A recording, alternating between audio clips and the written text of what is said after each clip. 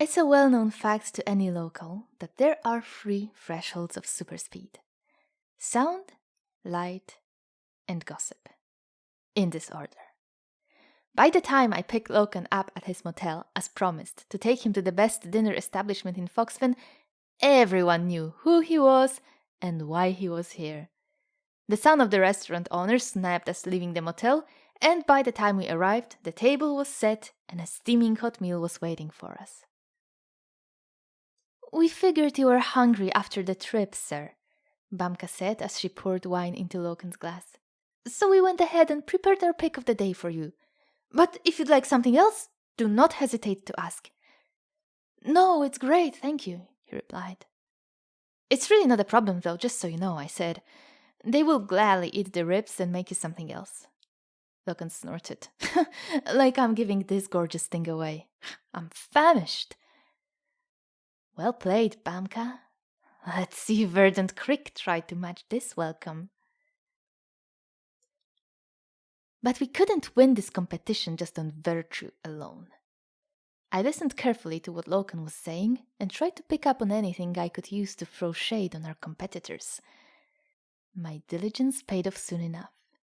We were only just leaving the restaurant when he unwittingly joined me in the mockery of Talia's tasteless pink pavements.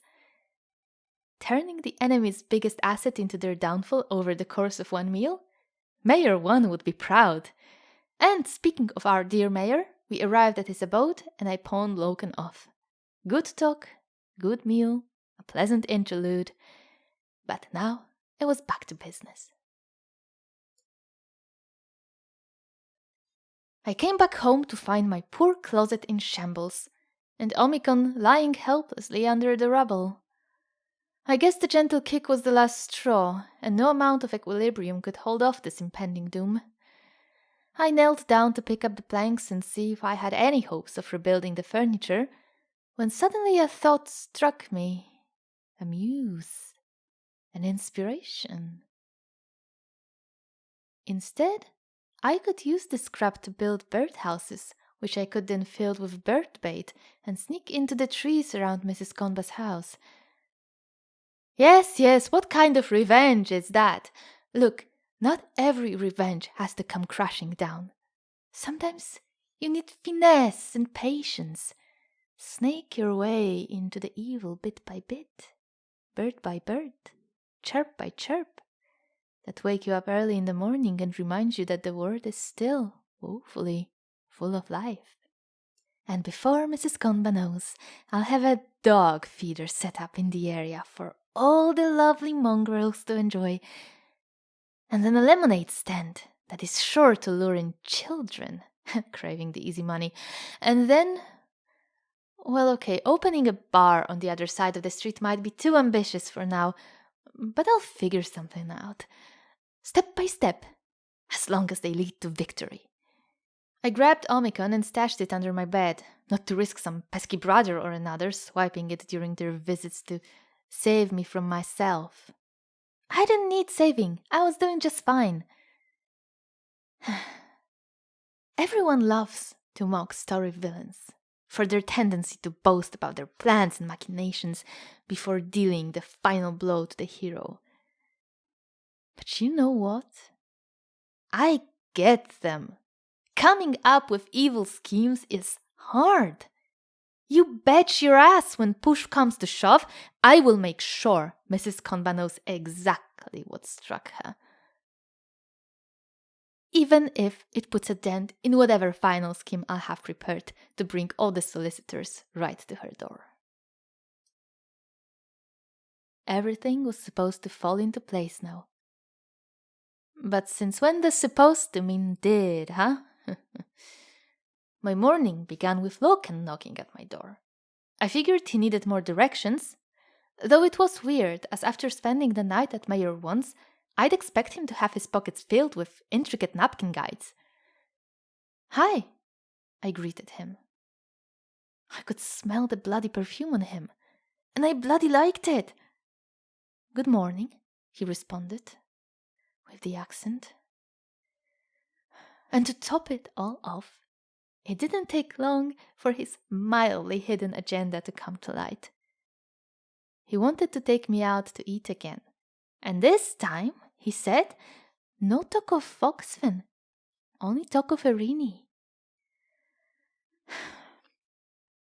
I humored him. Of course I humored him. We were in the middle of a war. But seriously? Seriously? Right when I decided to give up on romance? And gods know it took a lot to make that happen. There comes a sexy, big, sitchy, educated, crease-ironed dude who's clearly interested in me. After all this time of me chasing after pearl merchants and trying to get with them, while instead accidentally setting them up with my friends that were actually spoken for? Seriously? After I tried to summon my soulmate through a dodgy ritual book because I was that desperate, a random Loken just strolls into town, shrouded in his mystery, takes me out to a romantic dinner, and then convinces me to join him on a meadow under the starry sky where he tells me about magic tricks and intricacies, while I keep asking myself, why is that so hot if I hate mages? And no, screw that. I will not fall for this again. No more heartbreak. I am done getting my hopes up and then watching them crash down. He didn't make any moves, though he would have, should I put my guard down. But I did not. He came by my workshop the next day, but I didn't open, pretending that I didn't hear anything, keeping my nose in the jewelry. Alas, he wasn't stupid, and he figured out that if the door doesn't work, a window may. He knocked on the glass, and indeed it was harder to pretend I didn't see or hear him when he could hear and see me. I sighed and walked up to the window. "Hi," I said. Loken knocked on the glass again, prompting me to open it. "Fine. Hello," he greeted me back with a cheerful smile once the barrier was gone. "What's going on?" "Nothing much. Working." "I've heard from a source that you finished your work an hour ago." "A source, huh? Rally source, I bet. Trying to set me up here. Maybe I should tell her I'd used her soldiers to fuel my magic ritual. She sure as hell wouldn't be trying to help me anymore. Then again, as far as revenge goes, I wouldn't want to be on the receiving end of hers. Better take the matchmaking." "I have flexible hours," I said. What's actually going on? Did I do something wrong? Just tell me. Gods know I'm a stranger to the local customs. I propped my elbows on the windowsill and huffed. "No, you didn't do anything." "Okay. Well, then did I misread anything? Because as far as I could see, you liked me yesterday." "I'm cursed, okay?" I gave up. What was the point of any charades anyway? I wanted him to go away. So what's better way than just to tell him the truth? It had sure worked on any man I dated before. "Cursed? You look healthy to me." I scowled. "Not that normal kind of curse. A more traditional one." "What is a traditional kind of curse?" Loken tilted his head, inquisitive like a puppy, and about as cute. No. He wasn't cute. He wasn't anything. He was to learn the truth and be out of my life.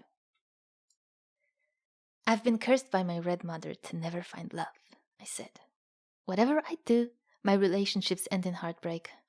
So I'm done with that." "How so?" When it comes to scaring men off, I was quite an expert actually, with more than one trick up my sleeve. See, when the truth doesn't make them go away, you can always talk about your past relationships. My first flame, whom I meant to marry once we were old enough, left me for a much older woman. She came by accidentally, after getting lost in the forest, and it was love at first sight, I said, I've also fallen in love with a fellow who suddenly woke up one day realizing that the purpose of his life is to have children. 5 or more. Next, I have been dumped for a chicken farm, believe it or not, and then... Wait! What's that with the chickens? Chickens! In massive amounts, which apparently prevents romance. There was no room in his life for both them and me. I am genuinely sorry. He was trying not to laugh. He was trying so hard, but I saw his lips quiver and his eyes were bawling. But curses don't work like this, Eri. You know that, right? I rolled my eyes. Let's say you're cursed. Loken leaned on his elbows on the outer windowsill. Did you try to take it off? How? Any decurser will say the same thing you just did. That's not a curse. Curses don't work like this. Yada yada, I said. And my red mother would never admit to casting it for the same reason. Nobody will ever believe me. Did you ask her? To make her mock me in addition to hating me? No thank you, I know her. Loken narrowed his eyes. Why would she do this to begin with? Because she hates love, she hates life, and she hates things capable of both of these, I said.